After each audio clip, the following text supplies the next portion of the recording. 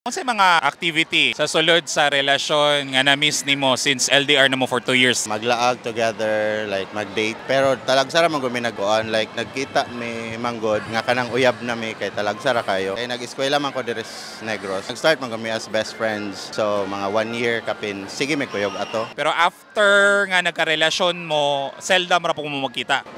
Kay nga naman. Sa Manila man gyud siya naka-base. Ako diri sa Negros. So ang 1 year is atorang time nga nagka-friends mo dire. Ganun ga-work po siya? Manila.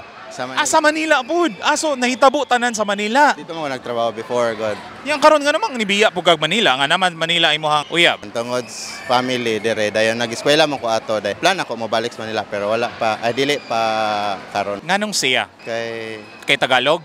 kay siya man. Wala ay ganan. Wala rason. Basta Kay na ganahan. friends mo mo 1 year. Ano man mo nagka-friends? Usa man ang himong uyab? Tungod sa trabaho dayon. Sa trabaho po di ay. Sugasugod gyud tanan sa trabaho. Yes. Ang rason nga ngano po mong nabulag kay tungod pud sa trabaho. Oh. Nya karon po nampo kay plano mo adto kay manrabaho para magakuyog mo. Kay mensahe na lang para niya. Hi Pangga, I love you so much. Mag-ingat ka dyan palagi.